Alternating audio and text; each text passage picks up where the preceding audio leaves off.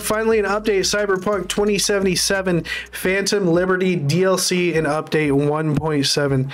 Let's go ahead and check it out. I haven't actually watched anything on the Cyberpunk DLC update. I believe I'm really close to finishing the campaign right now. I still have like all my side missions to do, which is unfortunate. But I really don't give a fuck about them, to be honest. Let's go ahead and see what this update's about. It's been a while since we talked about Cyberpunk 2077 and its Phantom Liberty DLC, plus the upcoming 1.7 update, which is introducing a ton of new features, but we just got some huge news and info as well as some leaks, and another update coming to the game in just a few days. Starting off with the latest news regarding the update, CD Projekt Red made a few announcements regarding the Phantom Liberty update, stating not only are there more than 300 developers currently working on the DLC, but that they're also in the final stages of development with some more additional information dropping in just a couple of months in June, which if I had to guess would be a set release date, meaning that we likely won't see the DLC until later this year.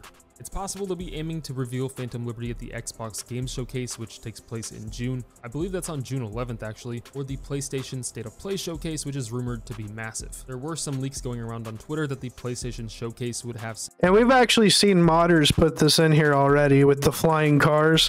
I thought that was pretty cool that they added that. Some huge reveals that put every other gaming event to shame, but I mean that's Twitter. And the way that this is worded is like those baity console war tweets that spreads all over there. So just take this with a grain of salt, but I don't doubt that PlayStation's gonna have some big reveals. A lot of this information comes from their latest earnings report, where basically they inform investors of what they're working on and what they should expect, and they actually almost revealed something about the June reveal, saying that in June they will begin to really market Phantom Liberty, which to me hints that they should have an actual release date by then, because they're not going to advertise the game with a release date. So it's not they even... also said they had something... So it's not even going to be out by June, so we still got a while. I might be able to finish the game by then. To reveal in June. This is probably also because, like I said, they're still in the early stages of development and don't want to rush things and then have to delay. They also revealed that Cyberpunk 2077 has had what is going on with those cars? The past few months, mainly after the release of Edge Runners, showing that it was by far CD Projekt Red. I haven't even played Edge Runners yet. Best quarter, only falling behind the actual release of Cyberpunk 2077 itself, which we kind of already knew since the player base. Oh wait, isn't Edge Runners just that anime that they came out with on Netflix? It was extremely high after Edge Runners. From what I recall, there was like at least 1 million people playing at one point, but apparently sales exceeded what they even thought. This is really I think that's what it was. Some more CD Projekt Red inspired anime like Edge Runners, and really good news if you're a fan of any of CD Projekt Red's games, because it completely turned everything around from what happened at the release of Cyberpunk 2077 and gave us a lot to look forward to, since besides Cyberpunk 2077, we also have Cyberpunk Orion and the upcoming Witcher 4 and Witcher Remake, as well as their we have Witcher 4 coming out? How did I not know about this? Bro, there are just too many games coming out right now. I have so much to catch up on. Oh my god. IP. In fact, we're gonna be busy, chat. Projekt Red stated that half the company should be working on The Witcher 4 by the end of the year, which if you look at the stats, there are already a ton of people working on The Witcher 4, which is a really good sign for Phantom Liberty as well, because they were allocating most of their resources to this DLC until it was finished. For The Witcher though, CD Projekt Red has just about cancelled their new upcoming Witcher multiplayer game, which had the codename of Sirius due to it just not really working out. I mean, they didn't quite cancel it, but they pretty much have given it like a hard reset. It sounded like they just couldn't figure out an end goal for it or a route to success with it, so they're sort of reworking the entire thing, which personally I'm not really too concerned with this multiplayer game. I'm just happy that the rest of them are still going. They've also got that new IP on top of the Witcher and Cyberpunk projects, so the next few years are going to be packed. In January, they added reflex support and DLSS 3 to Cyberpunk, which as far as I know is strictly for the 40 series GPUs. I could be wrong, but I think that's like one of the main points for the 40 series cards. DLSS 3 is basically giving a giant performance boost, so if you were having trouble running the game with some maxed out or near max settings with frame rate issues prior to January, you could probably hop on there now and not have those problems anymore, assuming you have a 40 series GPU and went into your Windows graphics settings and unfortunate, we only got a 3070. If you didn't know, we're also getting update 1.62 in just over a week on April 11th, which is going to be bringing along ray tracing to the game. Well, it's actually path tracing, which if you didn't know is a form of ray tracing a little bit more advanced, which processes things a bit differently to give you much more realistic looking lighting. I'm actually surprised this is coming to Cyberpunk. Granted, as far as I know, it's only coming to PC, just like that January update, but I can't imagine how this is going to look. There were some mild rumors of a subway system update, which have been going around for a bit. I mean, this rumor's been going around for a while now. I think mainly just because it looks like there was some sort of subway system originally planned, but those rumors were shot down by CD Projekt Red's community director, stating that there are no plans to add a metro system to the game. However, like a lot of the features, there is a mod for that if you're interested. Oh, okay. There are some Yeah, I mean, with this game, obviously it's gonna play way better on PC, you guys, and there's way more you can do with it with mods on PC than like say on console. It's kind of like one of those GTA things. Crazy Cyberpunk 2077 mods out there. So there was also a leak a couple of weeks back, which ended up being pretty big, even getting the PR director for himself for CD Projekt Red to respond. This was posted over on Reddit showing Cyberpunk 2077's journal, where you can find your missions, except this looks somewhat different from what we're used to seeing. For a mission called Casino Warfare, obviously referring to that casino that was unused in the base game and has had a lot of DLC speculation since Cyberpunk 2077's release, even having an entire road that leads to the casino, and when looking around that area, it'll say there's nothing out here for you yet. The menu also refers to watching a brain dance at your apartment and Falco from Edge Runners and a new character named Alt Cunningham. Obviously, this looks a bit sketchy, like either they're really still working on this DLC and have a lot of this placeholder text, and maybe even this character, Alt Cunningham, who just looks kind of out of place and generic, is a placeholder as well. Or you could be thinking that this entire leak is fake and this journal menu is just completely made up.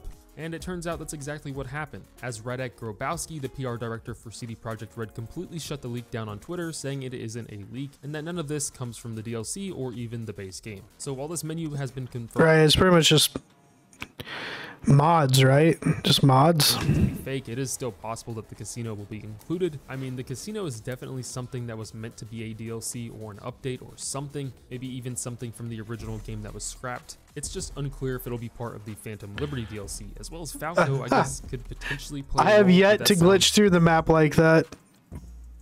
I haven't really had any issues on PC with the game. It's a little far-fetched. The casino is a bit more believable, since it seems like the DLC could potentially open up some locations that were already on the map, such as the stadium, which also had a pretty dead area despite it being this massive building, and is likely what we see in the trailer. We'll probably see some bigger new locations in there as well. We did know that someone big would be making an appearance in the DLC, as there was speculation that this mercenary looking guy is in fact Morgan Blackhand, a character who took part in the raid on Arasaka with Johnny Silverhand and had a fight with Adam Smasher during that time as well, potentially between Johnny's run-ins with him, but was never heard from again after that. You see this guy in the reveal having that same signature black hand and looking a bit different, so you'd think this could potentially be a post-raid Morgan Blackhand, but it was confirmed that this is not Morgan Blackhand by the man himself, Mike Pondsmith, the creator of Cyberpunk, stating that not only is this not Morgan Blackhand, but that the character won't be in the DLC at all. I mean, he could obviously just be saying that to not ruin the reveal, but he also said that when you see who is in the DLC, you're going to lose it. Obviously, this could have been meaning anybody, but it turned out to just be Idris Elba, who plays Solomon Reed, an agent for the new United States of America's FIA, who you'll probably have a lot of interaction with. It was already said that Phantom Liberty will be a spy thriller where it looks like you may be the one hunting the spy, since with both of the trailers we have seen, you have the president who V seems to be working with and the president's plane being shot down,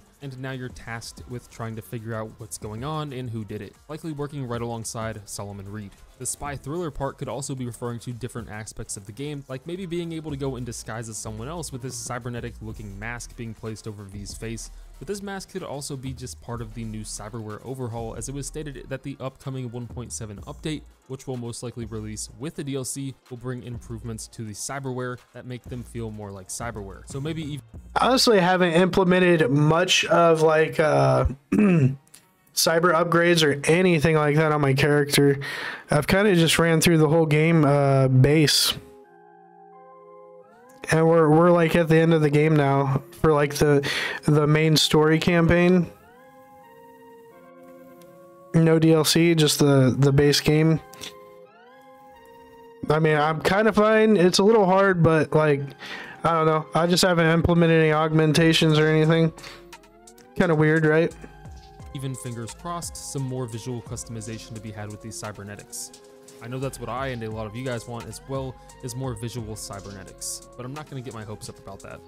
The Phantom Yeah, I definitely need to do more upgrading. DLC and 1.7 update will be bringing a ton of new features and changes to Cyberpunk 2077, where, like I said, they'll likely release around the same time, probably the same day, since that's what CD Projekt Red has done in the past with similar updates. We already know that the DLC will be bringing additions to the police chases, where, as you may know, police have already gone through a pretty big change over the game's lifespan. If you played on release, you probably noticed how much they absolutely sucked, and I mean, they're still pretty easy to escape from. This isn't like GTA where you have a wanted level and are on like a 10-minute police chase trying to escape.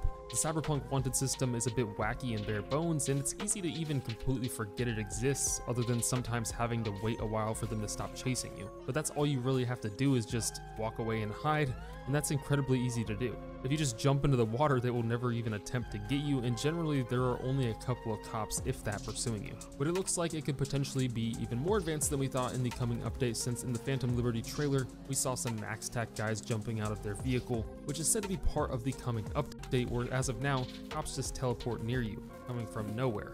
Now it looks like they may be flying in and jumping down from their vehicle. That part isn't necessarily confirmed, but we know it's going to be a little more advanced. We also saw quite a bit of vehicle combat against the new faction from the trailer, which could totally be one of the mission scripted type events, but also looks a bit different and could totally just be regular open world gameplay.